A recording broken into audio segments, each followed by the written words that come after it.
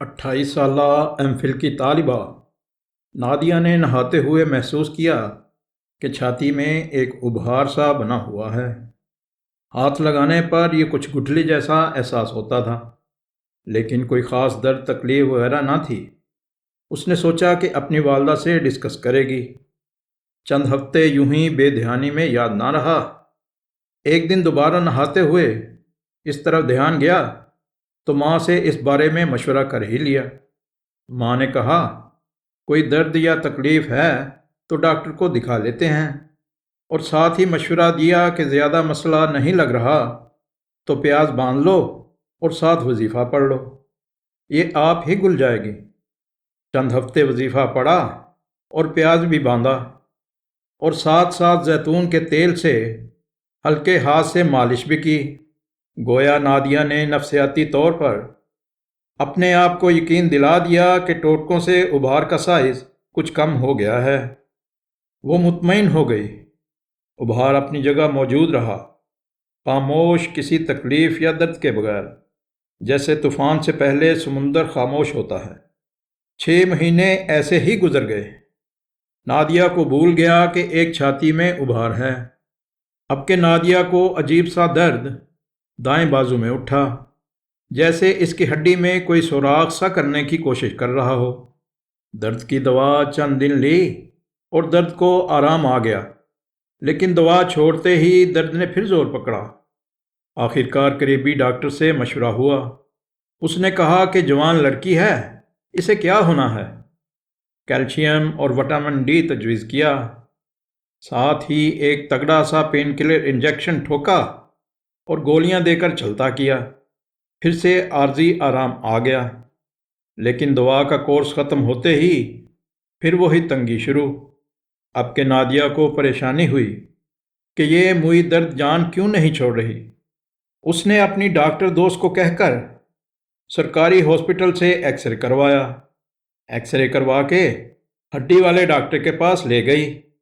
اس نے X ray دیکھ کر کہا کہ اس میں کچھ گڑبڑ لگ رہی ہے، آپ اس کو ذرا کینسر اور ڈور میں دکھا کر آئیں۔ ڈاکٹر عزیر سرویا کہتے ہیں کہ یوں میری نادیہ سے پہلی ملاقات کا بندوبست ہوا۔ نادیہ نے مجھے سلام کر کے ایکس رے پکڑاتے ہوئے کہا کہ اسے بازو کی ہڈی میں درد کی شکایت ہے۔ میں نے ایکس رے دیکھتے ہی ہڈی کا پوچھنے کی بجائے اس سے پوچھا، آپ کے جسم میں کہیں کوئی گٹھلی وغیرہ محسوس ہوئی ہے؟ جس کے جواب میں اس نے کہا کہ ہاں، بس چھاتی میں ابھار سا تھا، لیکن وہ وظیفے اور مالش سے بہتر ہو گیا، لیکن تھوڑا سا ابھی بھی ہے۔ وہ تھوڑا سا ابھار چیک کرتے ہی الارم بجنے لگے۔ میں نے نادیہ کو بایاپسی، ہڈیوں کا اسکین اور سی ٹی اسکین لکھ کر دیے۔ رپورٹ میں چوتھے اسٹیج کا انتہائی اگریسو بریسٹ کینسر تھا، جس کی جڑیں ہڈیوں میں ہی نہیں بلکہ جگر، پھیپھڑوں اور ایڈرینل گلینڈ میں بھی پہنچ چکی تھیں۔ نادیہ کے علاج کا دورانیہ لگ بھگ 18 ماہ کا تھا۔ افسوس کہ زندگی کے آخری 4 ماہ اس نے بہت ہی تکلیف میں گزارے۔ بستر پر معذوری کے عالم میں وہ کبھی کبھار اپنے دل کی باتیں کیا کرتی تھی۔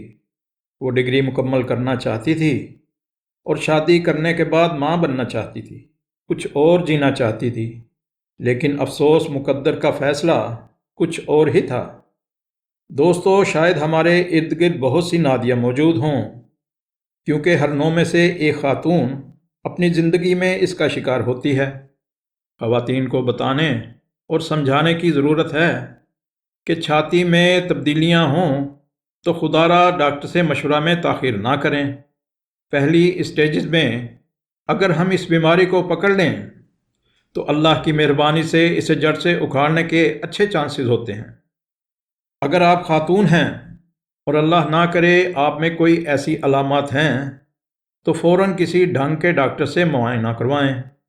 اگر آپ مرد ہیں تو خواتین کو آگہی دیں کہ جھجک اور خواہاں کی شرم کو زندگی اور صحت سے قیمتی نہ جانیں۔ اکتوبر بریسٹ کینسر آگہی کا مہینہ ہے۔ ہم نے اسی مناسبت سے صدقے دل سے اس آگہی مہم کا کام شروع کیا ہے۔ آپ اپنی زوجہ سے ڈسکس کریں اور اس پوسٹ کو دوسری خواتین سے شیئر کرنے کا بولیں۔ کتنی ہی ہماری مائیں، بہنیں، بیٹیاں اس وجہ سے موت سے پہلے ہی موت کا شکار ہو جاتی ہیں۔ اللہ پاک ہم سب کو اپنی حفظ و ایمان میں رکھے اور ہر قسم کی پریشانیاں ہم سے دور فرمائے۔ آمین ثم آمین یا رب العالمین۔ نیک دعاؤں کے ساتھ اپنے میزبان محمد ایوب کو اجازت دیں۔ اللہ حافظ۔